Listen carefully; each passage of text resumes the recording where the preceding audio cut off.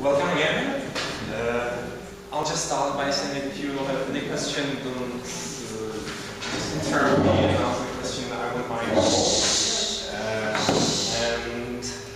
First I will start by saying how I got attracted by this topic, by the issue, how the Czech Bar Association approached, let's say, their colleagues of Jewish origin in the Czech Republic just before the Second World War. When I was in the second grade, I read a story about one Czech attorney who defended Karl Frank, who was one of the leading Nazis in the Czech Republic during the Second World War, and he defended him as a war criminal after the Second World War. His defense seemed to me very interesting, so I decided to go into the archives and to, let's say, discover more about him. Where did he defend him? He defended him in the Czech Republic. He committed his war crimes only in Czechoslovakia. There were trials of Nazi yes. in Czech. Yes, in the Czech Republic. There were retributional trials for war criminals who committed their crimes only on the area of Czechoslovakia. And he was the leader of the Nazis in Czechoslovakia, so he was not sent to the West.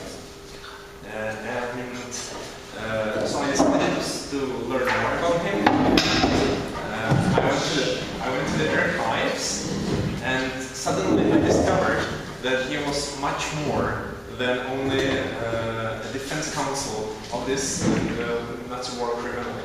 He fiercely prosecuted attorneys, let's say anti-Semitic attorneys, just before the breakout of the Second World War, and even shortly after the breakout of the Second World War, he helped people in the resistance movement. And even a few years before the start of the Second World War, he defended a German who was accused of treason. To me, he seemed like a perfect attorney, someone who always defends those who need it the most, even though he personally despised them in some level. He was assigned to defend the Nazi criminal Karl Frank, and this Frank signed execution orders for some of the members, even of his family. So he really did not like this man. But at the same time, his defense was exemplary. And so I decided to write a book about it, and I wrote it, now it's being translated into English. And I discovered that in the archives of the Czech Bar Association, there is much more about, let's say, the approach of the Czech Bar Association towards attorneys of Jewish origin. So I decided that this is something which has not been yet thoroughly discussed, thoroughly analyzed, and I decided to analyze it a little bit more. So this is how I came to the topic. I'm not sure how much you know about the history of the Czech Republic, but it's slightly important. So I will just give you a short overview. We may start in 1618, when there was a 30 years war starting in Europe, and it started in Prague. And after the end of the the 30 years war, the Czechs were governed by the Austrian Empire, and it lasted till 1918. In 1918, there was a Czechoslovakia formed, and there was a really strong German minority in the Czechoslovakia, which caused some of the problems, mainly in 1939, when on the 30th of September, the Munich Agreement meant that part of the Czechoslovakia was given to Germany and part of it to Hungary and Poland. After the Second World War, there was the expulsion of Germans, which was in many ways unfortunate as well, and so many crimes have been committed as well. afterwards, from 48 to 89, there was the communist regime, and after that there was the Velvet Revolution, and we are happy as we can be. Starting from the 13th, 14th century, there was high tolerance towards Jews in the area of Czech Republic. If we compare it to Germany or to France, there was not the anti-Semitic attitude was not that high, while at the same time it was present in many ways. We would call it in a way latent anti-Semitism, not so that it's hard to like talk about it that it was not bad, but it was just different from what was in the Western Europe, and for this reason, for example, from Germany, Jews came on the area of the Czech Republic in the 14th century. If we go to the modern era, the 19th century, at the end of the 19th century, there was one case of Hilsner, which is very similar to Dreyfus in France. It was a man who was accused that he murdered a young girl and used her blood for some rituals. Of course, it was not true, but the society just wanted to believe it. So they did not execute him, but they sentenced him to several years in prison. Back then, Tomáš Garrigue Masaryk, who later became the first president of the Czechoslovakia, was strongly opposed to this, we call it Hilsneriada, the process against Hilsner. So we can see that the positions were different. Mainly in the countryside, the attitude was in many ways anti-Semitic, while, let's say, the intelligence represented by the Czechoslovakian president. Which year was it? It was The trial. 1897, something like that. So it's really the end of the 19th century, and it lasted several years. Masaryk was already there. Yeah, he was president of he was professor at this faculty. At this university, the Faculty of Arts. And then in 1938, on May, the first mobilization happened in the Czechoslovakia.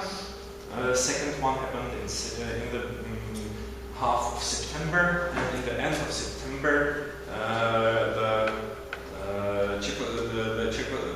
the Czech Sudetenland was occupied by Germans, and that's where I start with my research, because that's the area, that's the time frame in which fascist ideology in a way influenced Czechoslovakia and became dominant in Czechoslovakia for the first time in its history. And just to preface, I will already tell you the result of my findings in the first place. The main motivation of the people, or the Czech attorneys, were economical. They were looking only to their own economical situation for their profit, and they had used the situation, the Jewish attorneys, only as a certain kind of a mean to an end. And we will see it throughout the lecture, that when we start, just 4 days after the signing of Munich Agreement, already several hundred lawyers write to the government of the Czech Republic that lawyers from the areas of Sudetenland should not be accepted as lawyers in the region of Bohemia and Moravia. At first, there is no mention of attorneys of Jewish origin. They are just afraid about their economical situation, and they just don't want to include anyone from this region, just because they were scared about how they will, whether they would economically survive. This happened on the 4th and 5th of October, and just a few days afterwards, a week, on the 10th and 14th of October, there starts to be first attempts to exclude all of the attorneys of Jewish origin from the Czech Bar Association. To be more precise, it does not start with the Czech Bar Association, but with the voluntary association of Czech lawyers, of Czech attorneys, let's say. It's a different organization. If we look at the Czech Bar Association, it has been composed of Czech attorneys and German attorneys, mainly. And both of them had their own voluntary organization of which they took part. Yes? Sorry, do you know at all how many Jewish attorneys were there in numbers? Yes, approximately, I have the exact number, it's approximately 40% of all attorneys were of Jewish origin, while the Jewish minority in Czechoslovakia was about 4%. So, and how many in numbers? 40%, but how many numbers? So, for this you will have to give me you're just so.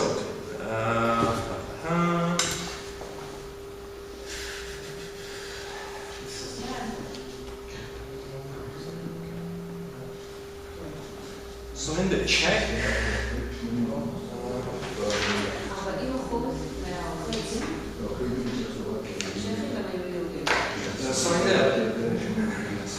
so in Bohemia, there were 1,883 attorneys, and out of it, 592 were of Jewish origin. Or in Bohemia.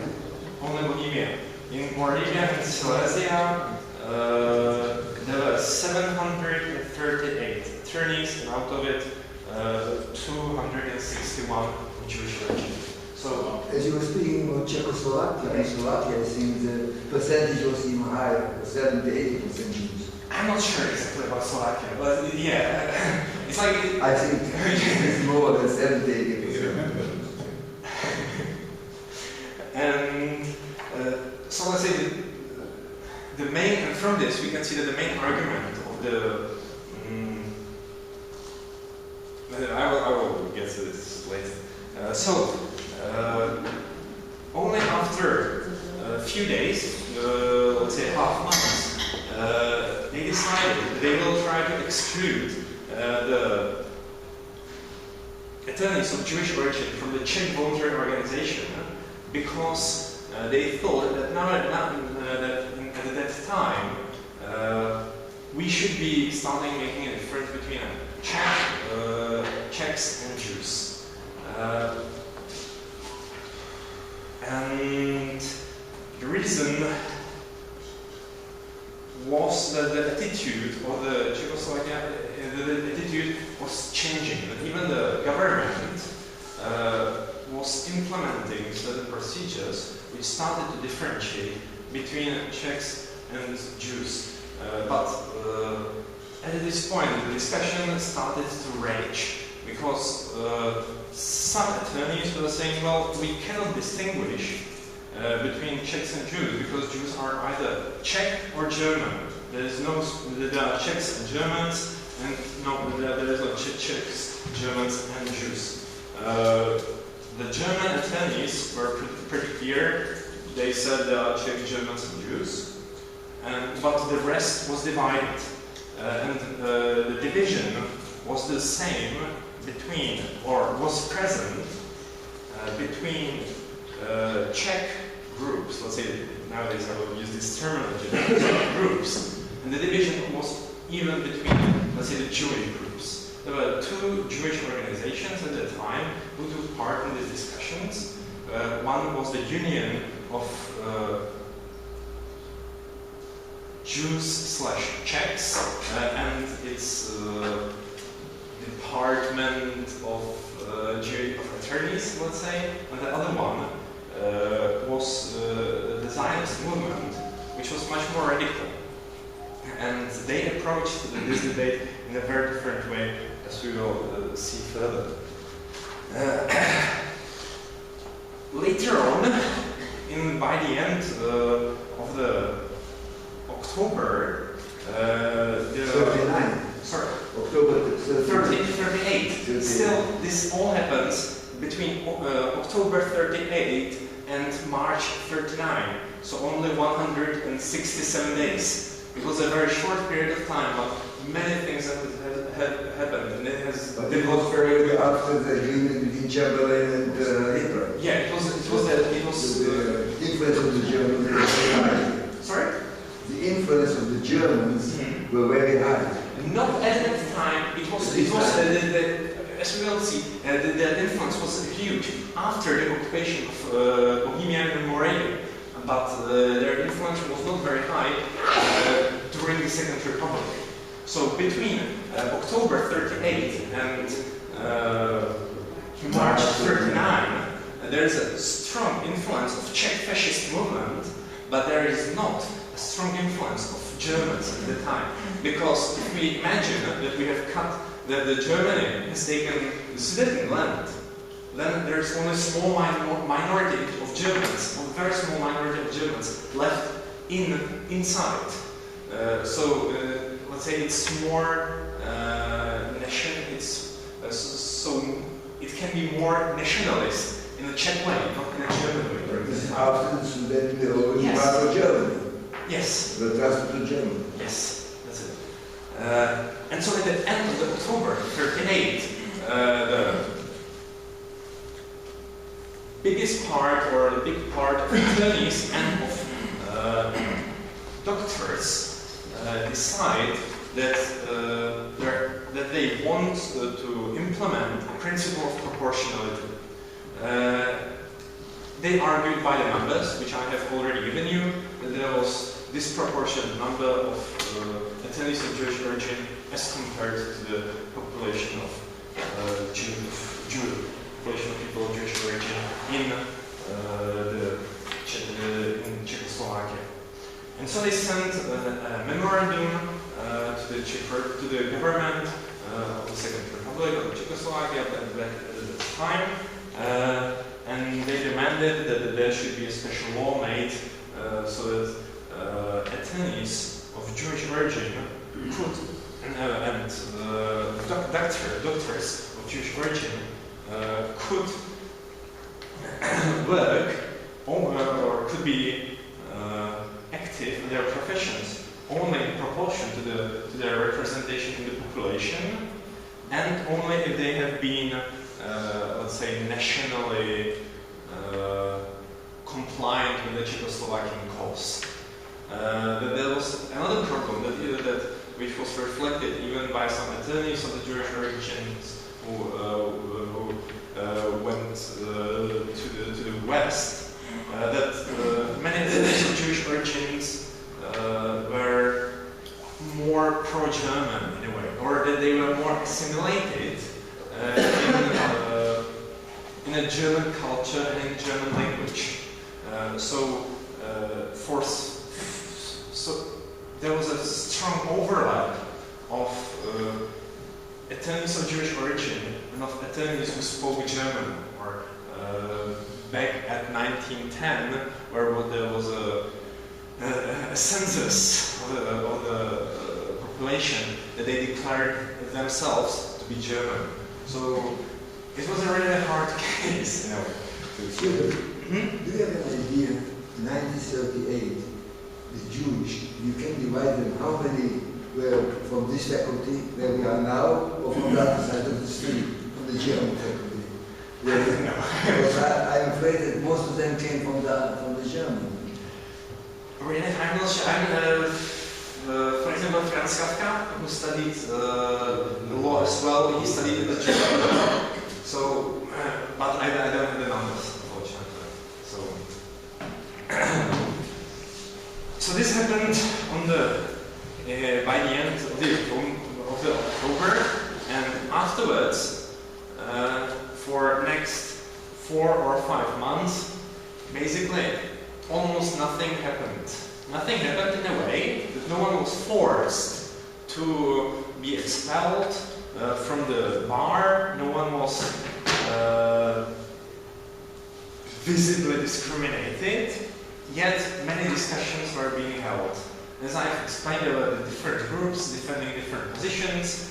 The lawyer I talked about in the beginning, I really admire.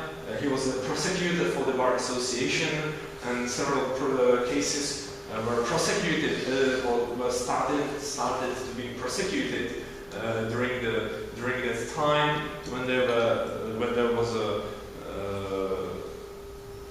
public discussion between these groups, and some of these attorneys brought whistles, so they would whistle when others speak. So he just found it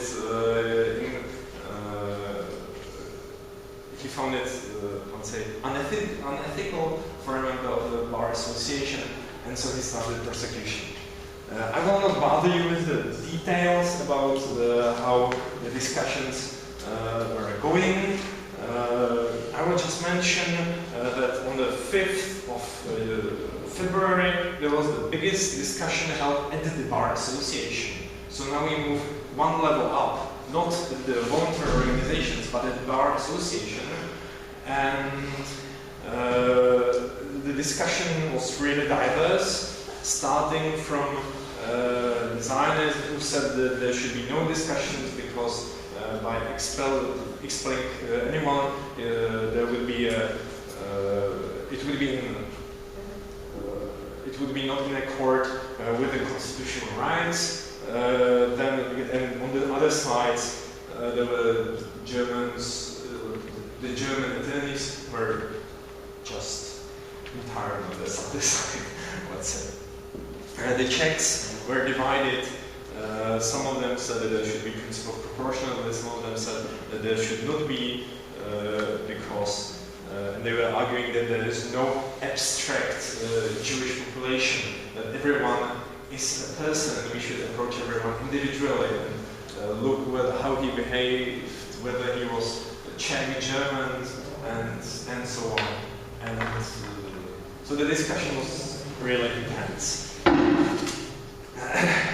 Then, on the 9th from 14th to 15th March, the Czechoslovakia was invaded by the German forces.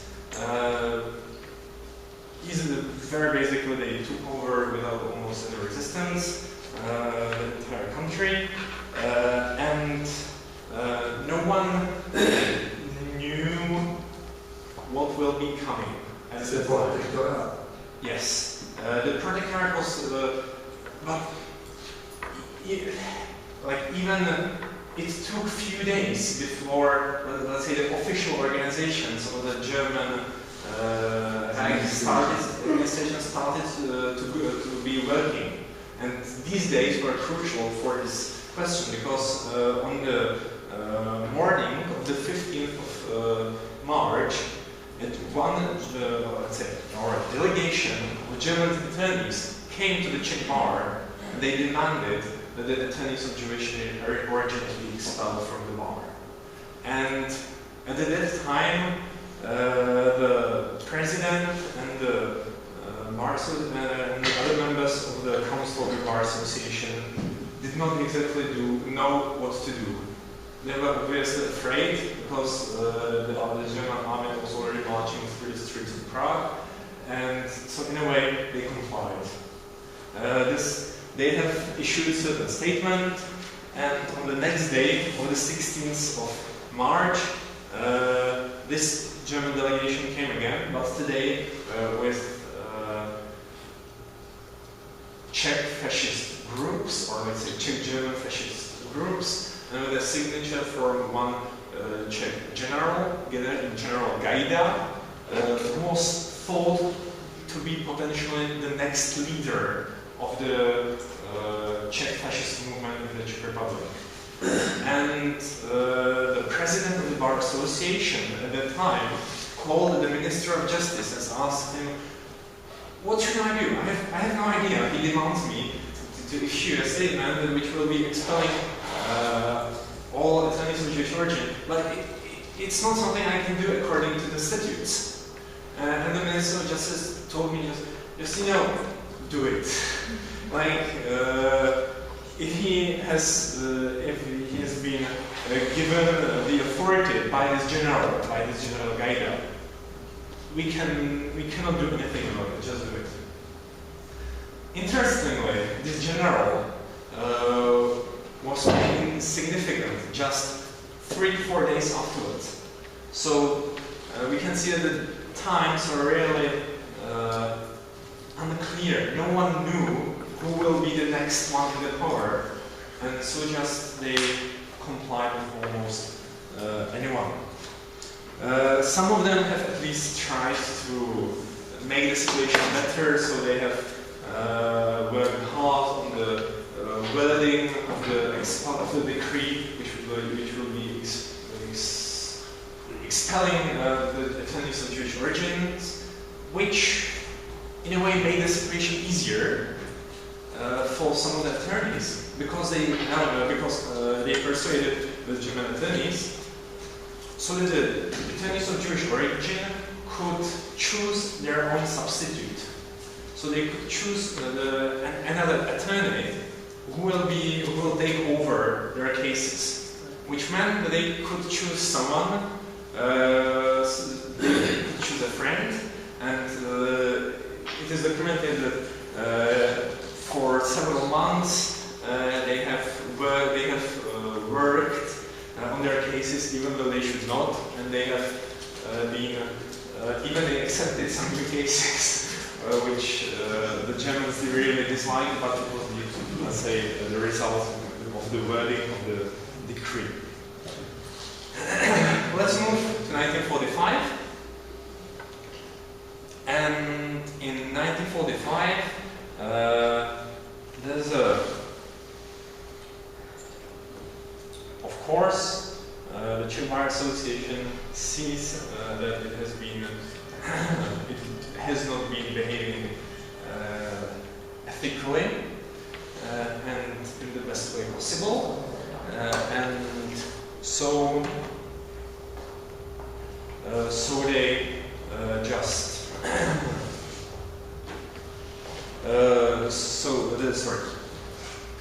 So the cases are brought before the Ethical Council of the Bar Association, and as well before the retributional courts.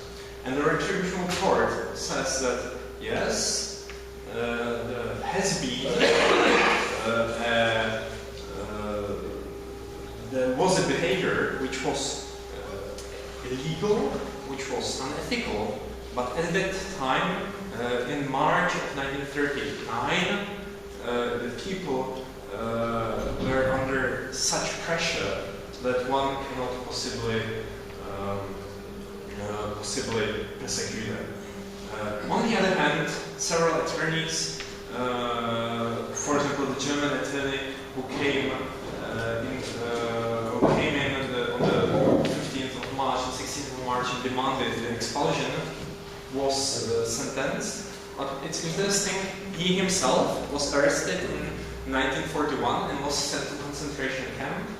And he worked there and worked with the Czechs, and after the war he worked in the coal depositories and tried to, let's say, communicate that he has misbehaved. So the court said that he acted unethically and against the law, and he was sentenced, but he was not given any punishment. And this is approximately the end, because in a few minutes there will be starting another lecture. In 7 minutes to show us. I will just show you the pictures. From the first one is from the archives of the Czech Bar Association, and you can see the first, the small Z with a book over it. It was written there in 1939, which signifies Jew, which in Czech is Žid, and then you see V, which means that he was to be expelled, but then it was crossed, and the man emigrated, so there was E. And then in 1940, a big Z, J, was put on the entire cartel on this paper. Then, and this is the cartotype of the Czech Bar Association has been retained, which is fortunate. For example, in Moravia and Silesia, it was not the case. So we have reconstructed the list of the attendees from it, and this is another picture. This is the memorandum demanding the principle of proportionality, which I talked about, which happened in the October of 1938. And this is these are the names of the attorneys who signed it. So there were like 100 pages like that, and everyone has a stamp and a signature to it. This one is from a small city of Nymburk, which is just northern east from Prague. And the three main attorneys who were leading the anti-Semitic movement during the Second Republic were the three men. So They were what? they were, let's say, the main actors behind the movement. I'm not sure about the fascist movement, but behind the movement who demanded the principle of proportionality. They would not themselves say that they were anti-Semitic. And do you have any question? Do you have an idea what was the percentage of Jewish judges between those More or less. No. It's not just. Sorry, the research is still scarce. Were there any judges at all? Jewish judges? Yeah, definitely there were, but not that many, but I'm not sure what proportion. This topic could not have been discussed during the communism, and even the Czech Bar Association officially excused for it only after the revolution.